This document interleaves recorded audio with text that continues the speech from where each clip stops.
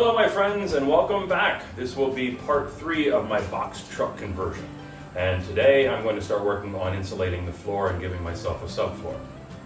So what I'm going to use for insulation is extruded polystyrene hard foam insulation. This stuff is rated at 25 pounds per square inch. So all I need to do is put the subfloor right on top of it. I don't need to frame out anything. This stuff is also very water resistant and it lasts forever. I mean, this stuff is actually made to put underneath cement. So this is going to be nice and strong for my base here. And over top of that, I'll show you what I'm going to put on. So directly over top of that foam insulation, I'm going to put this subflooring. This is Advantex subflooring. It's also, you can see here on the end, this is tongue and groove. So it is purposely meant for wet applications. These come in 4x8 sheets just like the foam did. And hopefully I'll get this done fairly quickly because the box truck is about 7-ish feet wide. So for the first 3 courses, all I have to do is take about a foot off of the end and start laying these things in.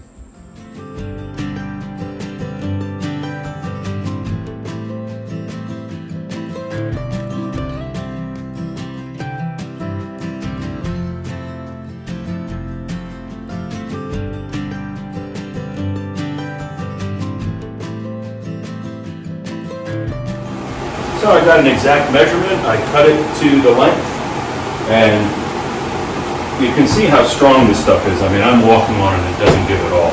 Once I put the subfloor on top of that, this will be rock solid. I originally had planned to glue this down and then glue the underlayment on top of this. But this is so tight, it's not going to go anywhere anyway. I think it's just going to be a waste of glue. And this is really snug. So I don't think I'm going to need any glue at all. So in this corner in the front, there's a really odd shaped corner. It's not just regular square corner, it's got a bunch of different edges to it and a different design. So what I did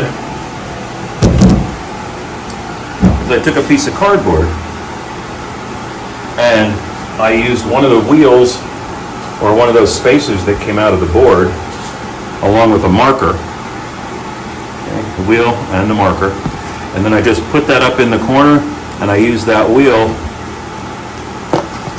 to follow the edge of that, and it gave me a perfect picture here of what that corner looks like. So what I'm going to do is now just transfer that to the styrofoam and it should fit right in.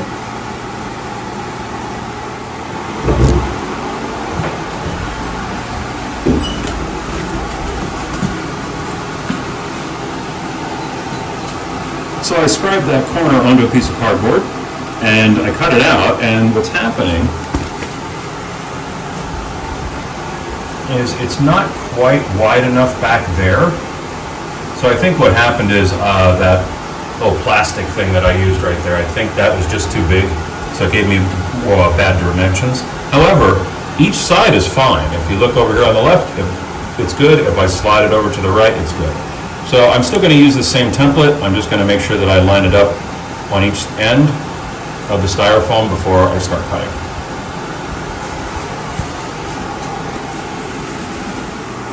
So it took me a little bit to get those cuts done because there are just so many different angles, but it came out really well.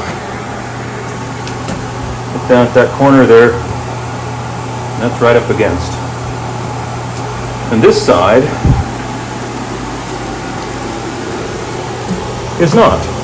It's really close, but it's not. So because everything is in and everything else looks fine, I'll just fill that with some foam, spray-in foam insulation, and have this piece done, and I'll start with the next one.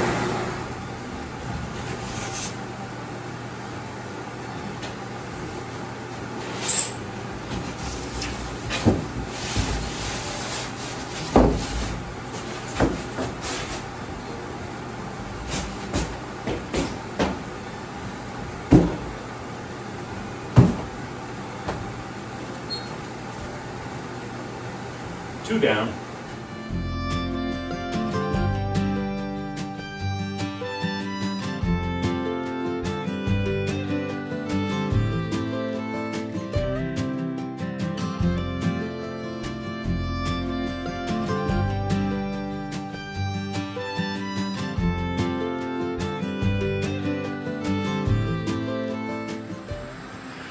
So here's the finished product. I was lucky enough to have my brother stop by today and give me a hand. So to finish this completely off today, it took us about 3 hours. I think that would have been about 6 or 7 hours if I was by myself. I had to cut in all those corners. And we've got the subfloor completely done. Remember, this is tongue and groove, so this is rock solid. In fact, I've been walking on it now. It doesn't squeak. There's no noise whatsoever. And at the end, right now it's just open. You can see the fiberglass underneath and the wood on top. And I'm going to put an edge piece on there before I start building the wall to build in that roll-up door.